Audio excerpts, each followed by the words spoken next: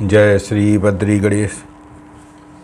आगे की कथा में महोत्कट द्वारा असुरों का संहार।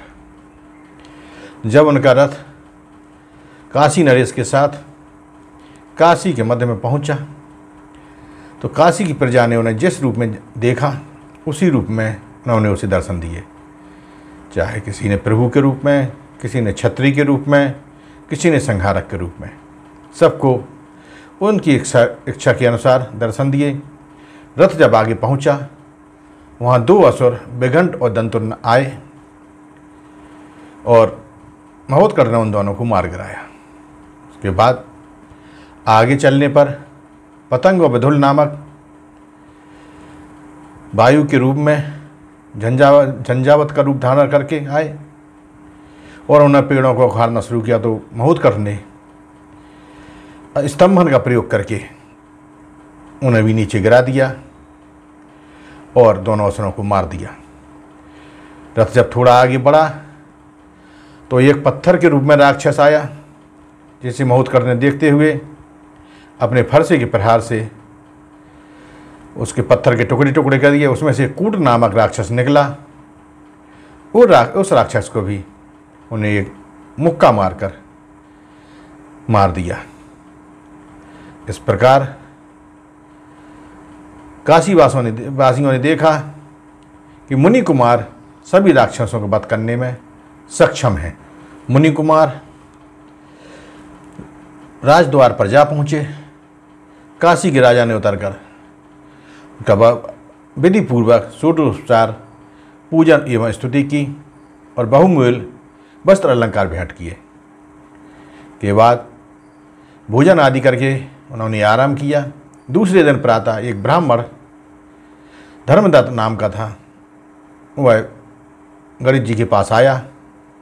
उसने महोत्कट से प्रार्थना की कि आप हमारे घर को पवित्र कीजिए। महोत्कट उसके साथ चल दिए। रास्ते में दो राक्षस और मिले जो कि गधे के रूप में थे। उन्होंने उन दोनों को मार दिया। उनका नाम काम और क्रोध था। आगे बढ़ने पर उन्होंने एक हाथी को देखा जो सभी को मारता हुआ चल रहा था। उसका भय व्याप्त था।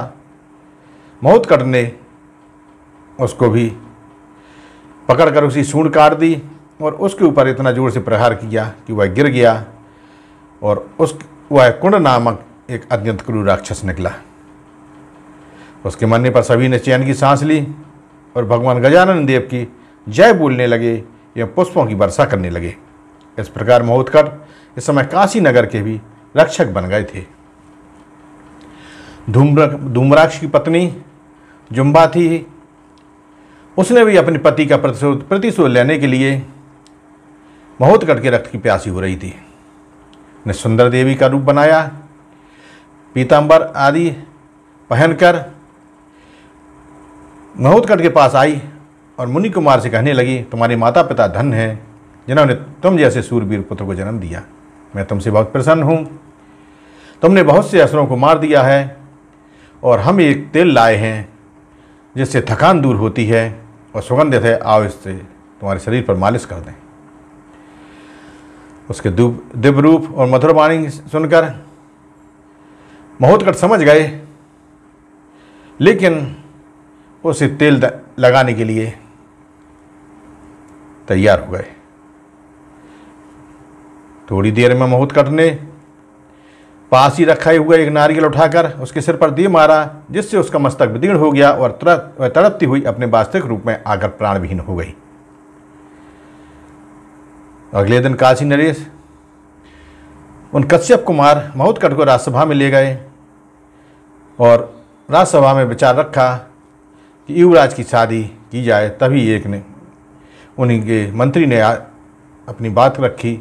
अभी काशी में अत्यंत उत्पात मचा हुआ है।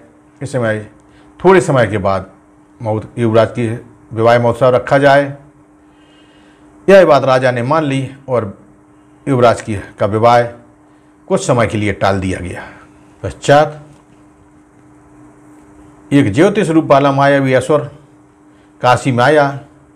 काशी नरेश के पास जाकर बोला, मैं तीनों लोग भूत, भविष्य और वर्तमान तीनों कालों का हाल मुझे विदित है। मैं सबका भाग्य बता सकता हूँ। काशी नरेश ने कहा, ओ भाग, आपके दर्शन करके मैं धन्य हो गया।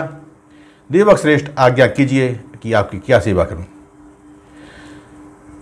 ज्योतिषी ने काशी नरेश को बहुत सी बातों में उलझाया और उनसे कहा कि महोत्कट को नगर से बाहर निकाल दो, यह तुम्हारे लिए शुभ नहीं है। लेकिन काशी नरेश नहीं माने। तब उसने कहा कि महोत्कट का हाथ देखकर, हम उसकी रेखाएं देखकर ही बता सकते हैं उसका भाग। काशी नरेश ने महोत्कट को बुलाया तो उसने महोत्कट से हाथ दिखाने को कहा। तभी बालक महोत्कट ने अपनी हस्तरेखाएं दिखाने से मना कर दिया।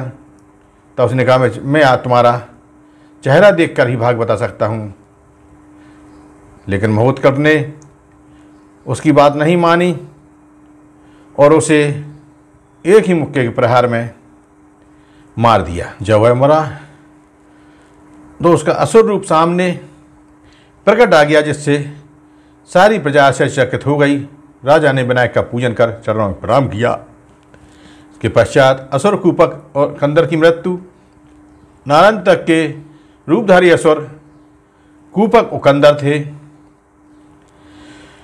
नारायणतक ने उन्हें भेजा तो कूपक ने एक कुएं का रूप धारण किया और कंदर ने बालक का। वह बालक महोत्कट के साथ खेलने लगा। तभी बालक महोत्कट ने खेल खेल में ही उन दोनों को मार दिया और नारायणतक के पास झूठी खबर भेज दी कि यह दोनों ही आपस में लड़कर मर गए और उनकी सेनाएं भी थीं जो भी वो आपस में लड़कर मर गईं। इस प्रकार कई प्रकार के असुरों का वध करने के बाद दैत्य माता भ्रामरी भी विनायक के महोत्कट के वध करने के उद्देश्य से आईं। उन्होंने माता अदिति का रूप धारण किया और काशी नगरी में आ पहुंची। जब काशी नगरी में काशी नरेश के पास पहुंची तो काशी नरेश ने उनका स्वागत सत्कार किया और महोत्कट को बुलाया। बुलाया तो महोत्कट छद्म वेशधारी भ्रामरी ने उन्हें हृदय से लगा लिया और गोद में उठाकर लाड़ करने लगी।